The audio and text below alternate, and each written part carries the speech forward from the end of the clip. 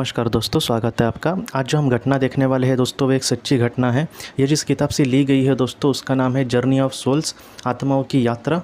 और इनके लेखक है दोस्तों डॉक्टर माइकल न्यूटन जी। इनके सामने एक ऐसा केस आया था दोस्तों, ये जब एक इंसान पर पास्ट लाइफ रिग्रेशन कर रहे थे थेरेपी, तब एक उस इंसान ने कुछ बहुत सारी बातें बताई थी आत्मलोक के बारे में। और उसमें एक ऐसा विषय आया था जहाँ पर डॉक्टर माइकल न्यूटन जी ने उसको ये पूछा कि आत्मलोक में भी बहुत सारी आत्माएं रहने का फैसला करती है क्या, मतलब ऐसी भी आत्माएं होती है क्या कि जो ज़्यादातर पृथ्वी पर आना नहीं चाहती। तब उस इंसान ने ये कहा था कि हाँ, उसके समुदाय की एक आत्मा थी और उसका उन्होंने नाम कहा है मार्क। तो मार्क के बारे में उन्होंने ये कहा था कि वो जब पृथ्वी से वहाँ पर लौटा तब उसने यही फैसला किया था कि वो चाहे कुछ भी हो जाए, मैं फिर से पृथ्वी पर नहीं जाऊँगा।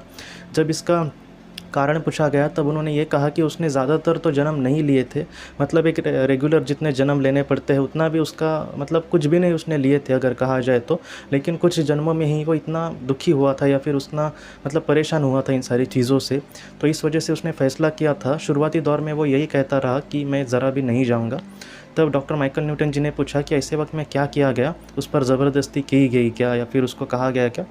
तब उस इंसान ने यह कहा दोस्तों कि ऐसे वक्त में ज़बरदस्ती नहीं की जाती। ऐसे वक्त में आपकी जो मन की जो इच्छा है या फिर मन की जो आपकी भावना होगी, हमेशा उसका मान सम्मान रखा जाएगा। लेकिन कुछ काल के बाद दोस्तों उसको समझाया गया कि तुम अगर पृथ्वी पर जाते हो तो अच्छे मूल्यों को सीखने के लिए तुम्हें ज़्यादा आप कष्ट नहीं पड़ेंगे। और उसको ये भी कहा गया दोस्तों कि तुमने अपने जीवन में बहुत ही अच्छा काम भी किया है, कि ऐसा भी नहीं कि तुम सिर्फ पृथ्वी पर गए, तुमने अच्छा काम भी किया है। हाँ, कुछ चीज़ें तुम्हारे खिलाफ हुई जिससे वजह से तुम शायद दुखी हो, लेकिन ऐसा हमेशा नहीं चलता जाएगा। ऐसे वक्त में बहुत बार ऐसा भी होता है दोस्तों कि एक सिंपल जन्म, जिसे हम प्लेन जन्म कह सकते हैं, मतलब एक अच्छे खासे एक परिवार में उसका जन्म होगा, उसके जीवन में कुछ ज़्यादा टेंशन नहीं आएगी, एक बहुत ही अच्छा, वो अगर उस जीवन में ज़्यादा कुछ ना भी करे तो भी उसकी ज़िंदगी अच्छी चलती जाएगी उस जीवन में। ऐसे वक्त में आत्मा को थोड़ा सी हिम्मत मिलती है दोस्तों कि हाँ, वो सर्वाइव कर सकती है अगले जन्म में वगैरह। तो ऐसे वक्त में उसको ये भरोसा दिलाया गया दोस्तों कि वो अगले जन्म में वगैरह अगर जाए तो ज़्यादा उसको परेशानियां नहीं होगी। उस आत्मा के मन में ये था दोस्तों, उसने परेशानियों का तो सामना किया होगा अपने जीवन में, लेकिन उसको ये था कि उस अपने जीवन में वो ठीक से कुछ कर नहीं पाया, या फिर कुछ ऐसी बातें होती है ना कि मुझे ये करना था लेकिन मैं ये ठीक से नहीं कर पाया।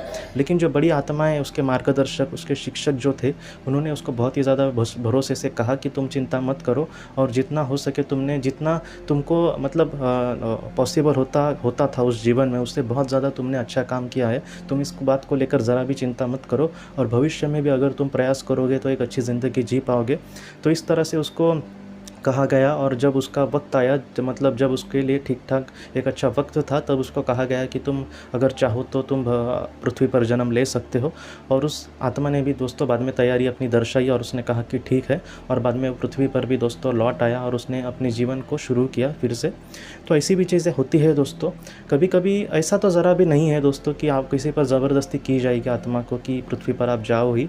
लेकिन ये भी सच है दोस्तों कि जिस विकास स्तर पर, उस मार्ग को भी यही कहा गया था कि जिस विकास स्तर पर तुम्हें जितना पृथ्वी पर जाकर तुम अच्छे से सीख जाओगे, या फिर जितना वेग से, जितना स्पीड से जाओगे, उतना स्पीड से तुम आत्मलोक में रहकर नहीं जा सकते।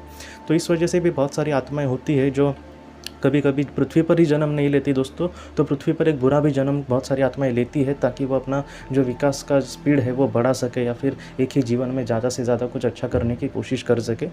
इस विषय को लेकर मैं आपको यही कहूँगा दोस्तों कि हमें नहीं पता कि हमारी आत्मा ने क्या चयन किया है, लेकिन मैं इतना ही कहूँगा कि हमारे सामने जो भी चीज़ें आती है, समझो मेरा जो कर्तव्य है या फिर मेरे सामने जो जीवन है, उसका जितना हो सके अच्छे से सामना करने की कोशिश करनी होगी। ये तो पहला करना होगा, ये हर इंसान को करना ही होगा। और अगर हमें अपना विकास का जो वेग है, जो स्पीड है, वो बढ़ाना है, या फिर एक ही ज़िंदगी में ज़्यादा से ज़्यादा हमें अगर आगे बढ़ना है, तो ऐसे वक्त में अगर हम निस्वार्थ रीति से किसी ज़रूरतमंद के लिए कुछ करते हैं तो उसको भी बहुत महत्व दिया जाता है।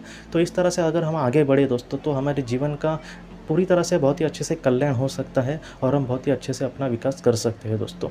आज की इस वीडियो को लेकर अगर आपके कोई भी सवाल हो तो आप ज़रूर पूछें, जितना हो सके मैं उसका आपको जवाब देने की कोशिश करूँगा। हम अपने अगले वीडियो में मिलते हैं। आप अपने परिवार का ख्याल रखना। आपका बहुत बहुत धन्यवाद। ज़िंदगी की रोशनी ये संस्था ऐसे लोगों के लिए काम करती है जिन्होंने किसी अपने को खोया है, या फिर जो लोग अपनी ज़िंदगी में बहुत ही ज़्यादा दुखी है। जो लोग इस संस्था से जुड़ते हैं उनको तकरीबन 50 किताबें भेजी जाएगी उनके व्हाट्सएप पर या फिर ईमेल पर। ये किताबें आत्मलोक या फिर मौत के बाद हमारे साथ क्या होता है, इन सारी चीज़ों की आपको पूरी तरह से जानकारी देगी। और इसके साथ साथ आपको एक पास्ट लाइफ रिग्रेशन थेरेपी की ऑडियो भी भेजी जाएगी। इस ऑडियो की मदद से आप घर बैठे अपने पास्ट लाइफ रिग्रेशन करने की कोशिश कर सकते हो। बहुत लोग पास्ट लाइफ रिग्रेशन थेरेपिस्ट के पास किसी कारण के वश नहीं जा सकते, तो ऐसे लोगों के लिए मदद के लिए ये ऑडियो तैयार की गई है।